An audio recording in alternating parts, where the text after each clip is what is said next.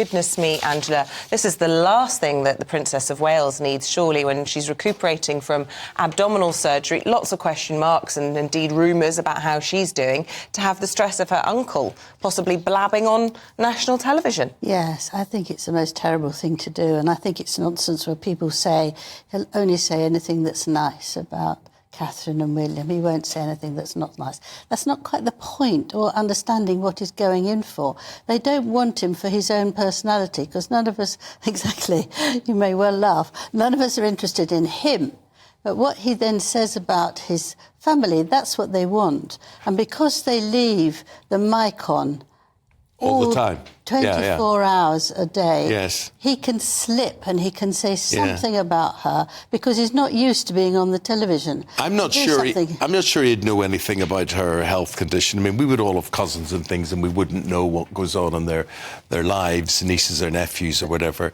But the potential exists for him to say something indiscreet about any aspect of the her life. Yeah. Well, any aspect about her, any comment, any sentence will be very hurtful. And that's what's so appalling. And he doesn't need the money. He's a millionaire. He doesn't need to do it. He wants to do it because he's fed up with the rest of his family being in the spotlight, and he wants the spotlight. And the one thing they don't want is for him to do that. They know he's always been a black sheep of the family, but I think it's really cruel. I've been hoping that he'll actually change his mind at the last minute and get a bit nervous and then say, actually, I don't feel well, I can't do it. But finally, something that Kate and Meghan have in common is these wayward relatives that blab to the media. Perhaps they can bond over that.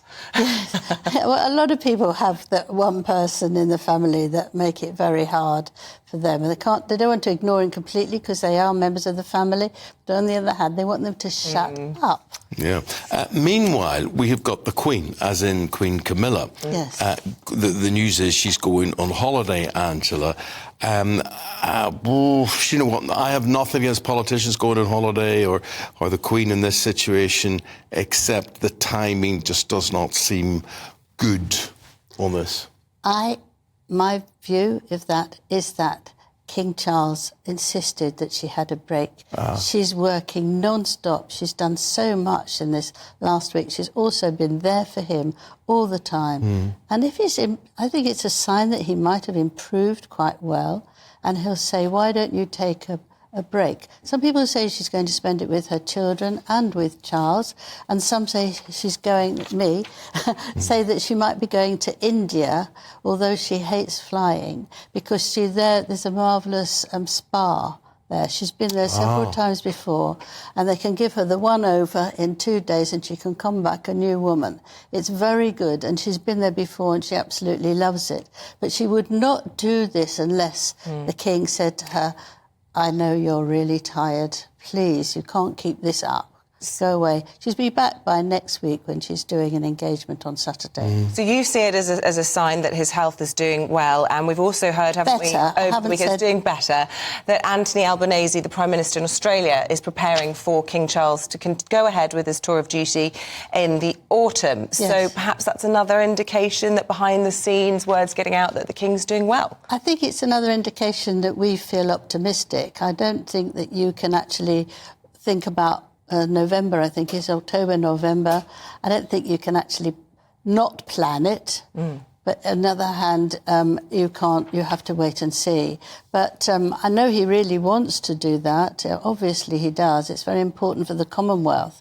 And let's hope that he is well enough to do it. But it's a very long journey, isn't it? Yeah, and there are a lot of royal responsibilities to be filled in on. And we get to the situation where, when it comes to handing out honours, who does it? Where are we at with those? Well, this is absolutely fascinating. For the first time, they might allow women who do not have royal blood to give the honours. That's still the knighthood and all the rest that comes. So Camilla, Kate? Well, Camilla and Kate, once she's better, they're thinking about perhaps they can do that. That will ease it for the King and for William and for Princess Anne. But it will also mean that, they deserve it. It's also a thank you for all their hard work and their staying so proud of the royal family.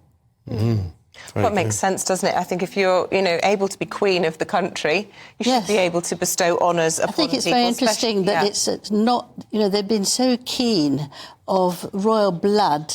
That's all that matters. But now they're spreading out that actually it's sensible to have people who do a lot of work and don't mind. And I can imagine that people who come, it's always an excitement, but they'll be delighted that Camilla does it. Yes. They'll be thrilled to bits if Catherine gives them something on there. I got Queen Elizabeth II. Did you? So we did, yeah. Yes. I bet you were thrilled to bits. I was thrilled to bits. I was absolutely thrilled to bits. You deserved it, so... I got a lovely photograph taken with her. She said to me, come on, get a selfie here. And we sat there and she took my phone and she did a selfie, the two of us. She did? Yeah. I don't Angela, come on. I don't believe Don't spoil the story, Angela.